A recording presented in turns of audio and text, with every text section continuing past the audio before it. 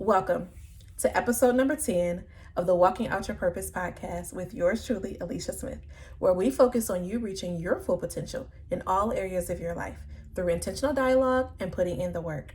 Let's get motivated to action so that we draw closer to reaching our life's purpose as parents, as leaders, as spouses, and people of God. Now come on in and eavesdrop on a conversation with me and sometimes a few others as we talk about faith over fear from the pew to the boardroom and everywhere in between. I'm glad you're here. Let's get to walking out our purpose and accomplishing all that God has for us. All right, now we're going to shift into the episode and record also on our podcast. We're so glad you guys are here. All right, so today I am so honored. I have my husband here, Yes. Henry, and we are returning to do Marriage and Purpose Part 2. You all asked for it, so here it is. And we are posting this on YouTube as well as our actual podcast. So if you're listening on the podcast, thank you for joining us. And if you're watching on YouTube, hey y'all. And so today we're going to dive into some important topics to hopefully pour into you as a couple or pour into you if you're single and looking to be married on 3 areas. My husband tried to cheat, only do 2 areas, but we're doing 3 areas, okay? We're going to talk about faith, finances, and finding purpose. Yes, y'all, get ready. Yes. All right, so we're going to kick it off, of course, with talking about faith. So first question, and you guys will, if you're watching on YouTube, you'll see me looking down just to make sure I ask the question as it is written. So how important is it to be equally yoked in marriage? It's very important, according to the Word of God. The Bible tells us not to be unequally yoked with unbelievers. Mm-hmm. And the key part is unbelievers. Yeah. And the main thing is your beliefs determine your direction. So if you yoke up with someone in marriage that's going in a different direction or have a whole set of different beliefs, it's going to be a conflict of interest. Mm-hmm. And I think it was Amos who said, how can 2 walk together unless they both agree? So that's an indication right there. Mm-hmm. That, it's very important to be equally yoked with your partner. Yeah, I agree. And I think that if you are in a situation where maybe that hasn't been isn't your experience, the Bible also talks about that with your behavior and with your life, you can win that person over. So there is hope, but it's so important, especially if you're not in a marriage yet, that you really seek someone that is on the same page. And not only that they believe in God, but that they have a relationship with God, because there is a difference. So I think that's very important as well. So great job, hon. So what are some practical tips that you would share to couples on ways that they could grow together in God? I'll give you some of mine too. But okay, so in God, the main thing is, I think worshiping together, devotions, praying together, talking through the scriptures together. Also, studying marriage material together, books and authors, and even, like when we attend the marriage enrichment class twice a month. So that helps you. And then if you had the opportunity to get away on a marriage retreat, you should take advantage of that as well. So that's just some of the practical things, but No, that's good. And I really don't have much to add because I was thinking the same thing. I think it's important to, or I know it's important to your point, have that devotion time together, to pray with each other, because that gives you an opportunity to hear what's on your partner's heart, right? When you're praying together, because hopefully, right, it's in spirit and it's in truth, right? So it's a prayer that is something, or their prayers are something that's really heavy on their heart. So you get to hear that come out. And I think for sure studying together and having time set aside specifically where you can study the word together, because it's good to hear your interpretation, especially as a preacher, because, he's a scholar in that area. I'm definitely not. So it's good to hear his perspective or your perspective. And then it's good for him to hear from me kind of what I got from it as well. So I think that's good to do together. Mm-hmm. All right. So prayer, right? Prayer is definitely an important vehicle that and tool that we have as Christians. And so, what would you say is important, or how important is that tool for couples? Praying, praying together, as we already stated, that's very important, to pray together. But if you're just talking about in general, praying individually, Yeah. that's very important as well, because the Bible tells us that the fervent prayers of the righteous avail as much. And sometimes we think that we can change each other by a conversation or by our words, but it's God who is able to change minds and change hearts and change perspectives. Amen. Ultimately. And I think for a husband, it becomes very important, because it was in the book of Peter's where it says that if a husband isn't treating his wife properly, God won't even hear his prayers. So, Come on, preacher. prayers are real important when it comes to a marriage. And, God honors it based on, our behavior in the marriage too. So, I love that. I don't really have much to add to that, except for I think it's important to pray in good times and pray when maybe it's not so good times. I think, often for prayer in general, sometimes people will engage in prayer when there's things going wrong. And it's like, God, give me, save me. I won't ever do it again type situation. But prayer is a constant communication, and it's something that we should do no matter what's going on. And I think it's so important to put that guard up on your relationship when things are going well, so that you can withstand when things are not so well. Because we're human, and we're going to do something that offends each other or gets on each other's nerves or what have you. So it's important to have that relationship with God and communication with God. So faith is very important, and that's part of this podcast. It is all about faith and stepping out on faith. So what would you say has been the biggest or most impactful faith move that we've made in our marriage so far? And what would you say has been the outcome of that? In our marriage, I think... Yeah, I only want to know about the last 10 and a half years. No, I was just going to say, I think it takes faith to get married, for one, because so many people are shying away from marriage. And, you want all the insurances before you get in marriage. Marriage is a faith walk. Yeah. I think you do need to do the proper assessment before you do say I do. But at the end of the day, you're going to have to trust God. You're going to have to believe in God. You're going to have to put your best foot forward and allow God to, feel the ground, if you will. Yeah. So faith is very important. But a faith move that we have made, I think, was, just moving from our home state, Michigan. That was one of them. Okay. When we decided to move from Michigan to Florida, and relocate and continue to raise our families and continue to grow in our marriage and continue to see what God has for us in ministry. So I think that's one of the monumental faith moves that I could point back to. Yeah. I think for me, there are two that stand out in my mind, but I said one, so I'm gonna be obedient to my own questions.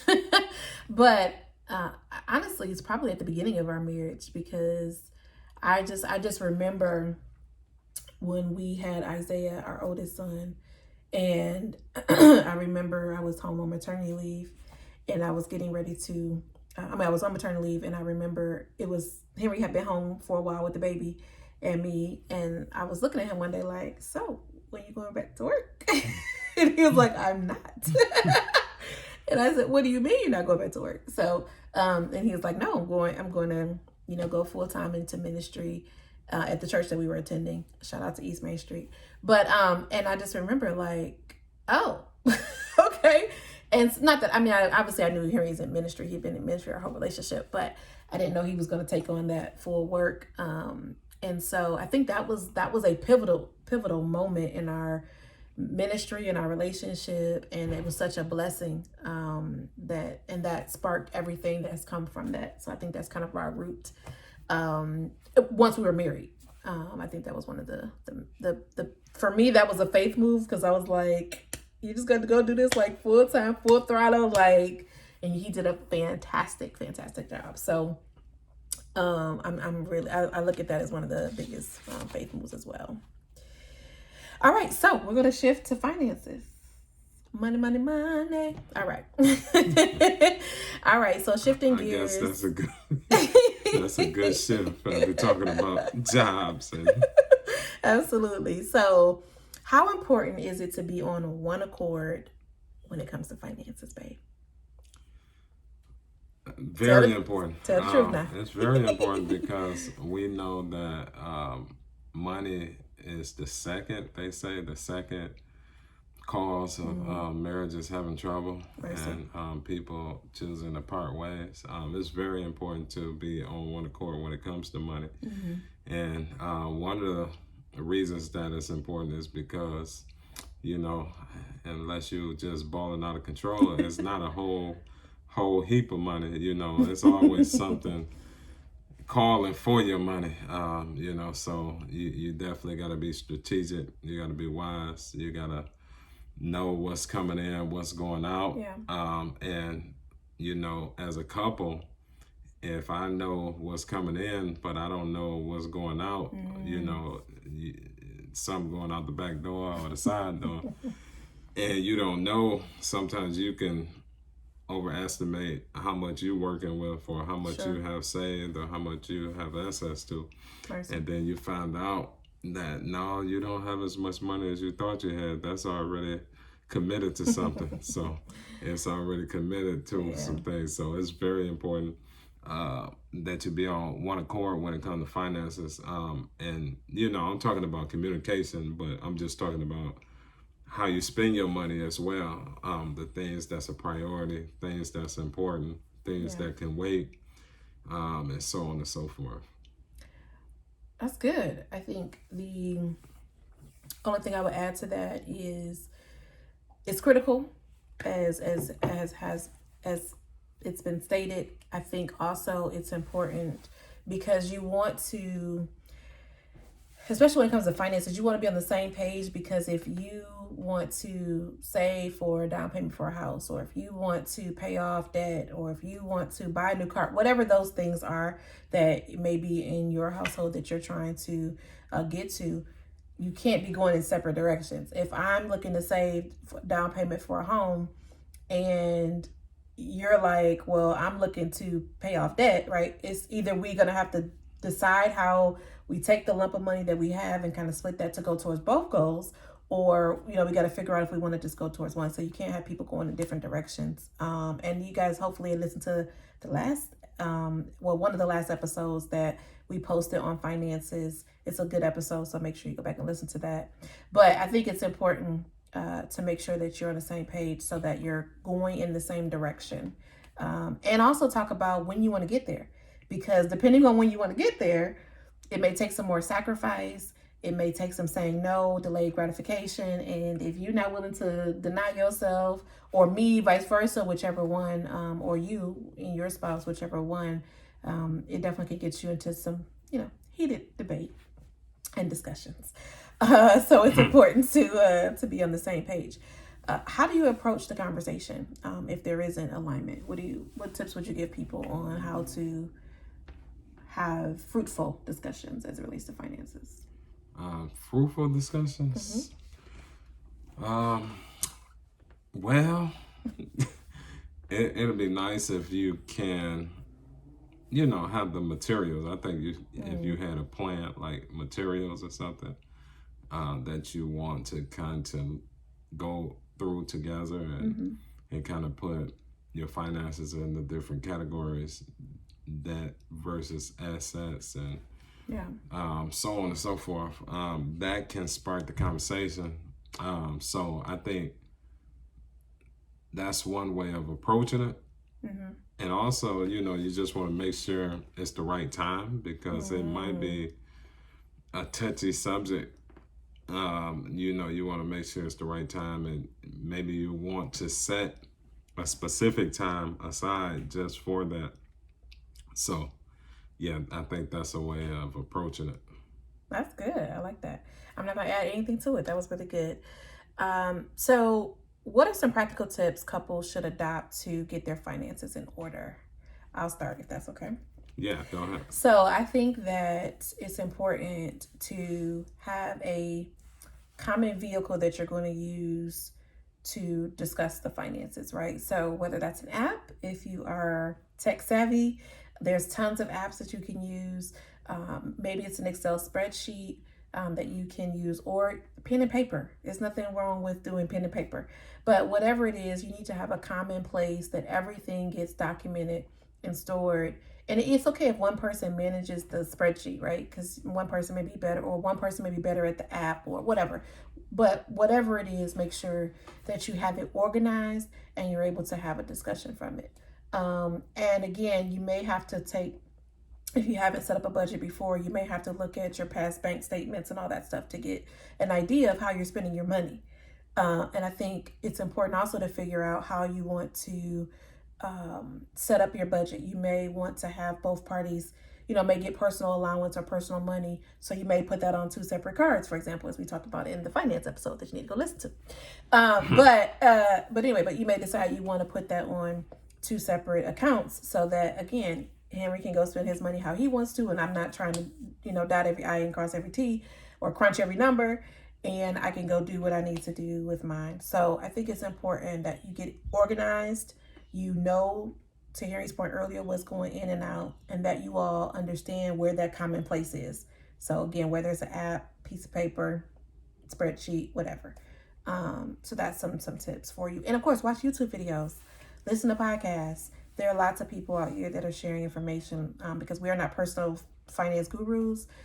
So make sure that you definitely pick up some knowledge. Right. Yeah. For sure. And one of the resources that we used was Dave Ramsey. Mm-hmm. I think he's, he has a niche on this, and he provides a whole lot of free information, like she said, through YouTube and podcasts, and books are affordable, but it's real practical. He break down the language where it's not a whole lot of jargon that you have to sift through. So. Right. That's one of the tools that we use. So you can't lose with Dave Ramsey. But it's a whole lot of other people out here now. So, but Dave Ramsey is one of them. Okay. What else? All right. So what is one accomplishment that we've had in the area of finance that you're most proud of? And what do you think led to that success? I think when we decided to pay off the student loans, getting serious about that. Yeah. That was one of the biggest ones because, student loans, it can stay with you for almost as long as a mortgage or even longer than a mortgage. So we decided we were going to tackle the student loans. And that was a real accomplishment because, we know people who, especially when you start getting grad loans, that you can have that for the next 15, 20 years or 30 years for some people. So we chose to knock it out, sacrifice, and to God be the glory. Absolutely. I would agree. I think that's one of the greatest accomplishments that we did. And I will say, that pretty much was all my student loans. And I say that because you can hear how Henry talks about it. It was ours, you know what I mean, from just the perspective that we're married, so we're one. So he had to share that debt with me. But I appreciate, him for wanting to have having that tenacity and the vision to say, no, we're going to get this paid off. Because at first I was like, well, it's a student loan. Like, you just have student loans forever. Like, it is what it is. And now it's reversed because now I'm like, we got to pay off our car so we could be debt free. And he's like, it's a car. You can always have a car loan. I'm like, no, we're getting rid of it. So it can turn on you too. It can reverse.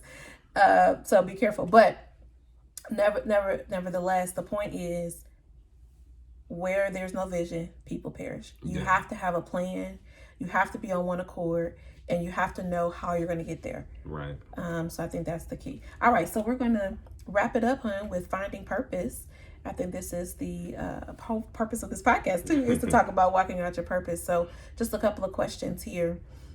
How can a spouse support the other partner's dream, especially if it's not something that they're personally gifted in? So does that make sense? Is that clear? No, that makes sense. Okay. I'm gonna let you lead the answer. Yeah, so I think that it's important. First of all, it's important to realize that you may not have the same gift, and that's okay. God put us together to be partners, right? The yin and the yang, right? So it doesn't mean that you have to be the same exact, person or the same. You have to have the same talents and gifts.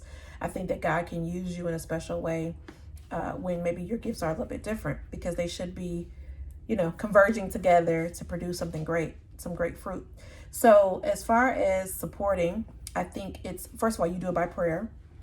You bring your supplications to God and you pray for your partner and whatever their purpose or their vision or their goal is. Also, I think that you support them by stating it, right? Just words of affirmation, if you've ever read the 5 love languages, right? It's just making sure that you're being vocal, and that letting them know that you support them, that you're encouraging them, that you maybe help them with something. So, if your partner is, I don't know, an artist or something like that, right? How can you promote that individual's, art that they're producing, right? How do you make sure that it's, if you're good at media or at marketing things online, how do you make sure that you're there and supporting that person? So I think it's just important to figure out what you do well and how do your gifts best suit the other person's dream, right? So Henry's, obviously a preacher, man of God. Clearly I'm not in that lane, so I just try to make sure that I support him by being there whenever he's speaking. Or when we were in Hartsville, shout out to Hartsville, Church of Christ in South Carolina, right? Just making sure recording every service and making sure that we're getting the word out to people. So it's just finding those things that will make the load lighter for that individual. That's how I think you can support your partner. Okay, no, that's good. That's good, and that's true. And he's supporting me right now, y'all, being on this podcast Right. and this YouTube video. Right. So, no, I think you kind of captured it. It's more so just trying to see where you fit in, because, like you said, it's about trying to complement each other's gifts and purpose and abilities. So, the main thing is being available. I think that's the main thing, being available, because you can know that there's a need, but if you are never available, it doesn't matter, because you book, your attention has already been taken, and ouch, y'all. the demand is there. So I think being available is one of them. I love that. I love that. So I would say, how important is it for couples to dream together? What are some of your dreams or our dreams? Some of our dreams, I hate to be like it's a small dream or a big dream. It just depends on how you look at it. But our dream is to, grow in marriage, but also to raise our children successfully.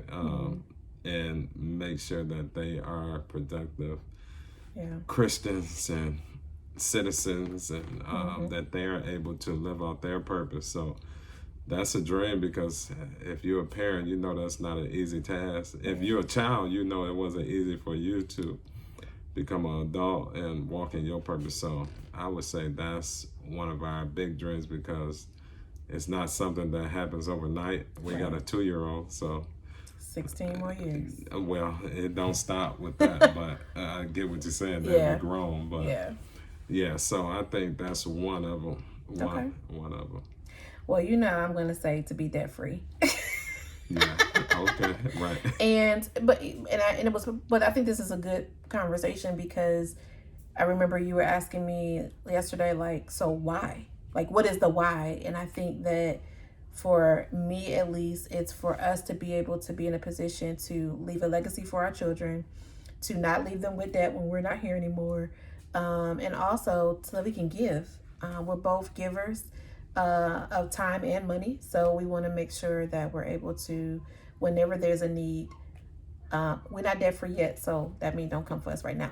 But but at some point, we're praying that God bless us to just be able to give as needed. So awesome. So if a couple desires to do something together, whether that is in ministry or in business, what are the first steps they should take to accomplish that dream?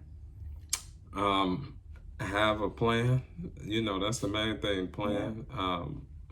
Jesus said it this way. He said, one man don't sit down and consider the cost before you start building. So I think you definitely should have a plan and think through the nuances as much as possible.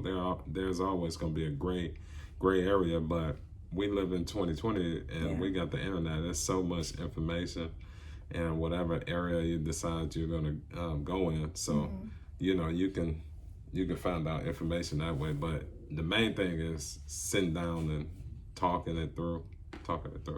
Absolutely. And I think, again, share openly, communicate openly, what your why is, and what you want to be able to accomplish with that, whatever it is that you want to do together, and sit down and do an inventory of strengths and weaknesses. Because I think it's important to know, okay, how can I leverage you in a way, that looks at your strengths and gains from your strengths, and how can you help me in the areas that I'm weak in, and vice versa, right? You want to be able to identify what those are, and again, leverage your spouse to be a part of whatever it is that you're building. Right. So I think that's important. All right. So we talked about faith, finances, and finding your purpose. So think about, whatever it is that God has uniquely gifted you with, and how can you make an impact on the world with that gift? Ponder on what it is that you do better than anyone else with the least amount of effort. That's at least how Steve Harvey describes finding your purpose. And lastly, communicate with your spouse often as you can, because they should be your best friend. They should be knowing what's on your heart, how you're growing, how you're evolving. Is that another ouch? But anyway, they should know how you are evolving and growing in your own personal time. Because believe it or not, Henry and I don't spend every waking moment, in each other's face. We spend time doing our own personal development, because that's important to both of us. But share what you discover about yourself, because I'm not the same as I was 10 and a half years ago, and he's not the same either. So thank God for both of us in our evolution and growth. So any final thoughts you want to share? No, just want to say thank you for inviting me to the podcast and now YouTube, and it's a blessing that we've been able to work together and stay on this road, and I'm proud of your growth and proud of your development, and taking this to another level. So now we on YouTube. We was just on the podcast, now we're on YouTube. So and we appreciate, looking forward to what God is going to do with this. We appreciate you. So I'm speaking for the audience. They appreciate you. I appreciate you. I love you. And thank you for sitting down and talking with folks. If we get 1,000 views, it'll be a part 3. Right. Y'all, he may not come back, y'all. Y'all better share this video and share this podcast. If y'all want more, we need 1,000 views. Y'all be blessed.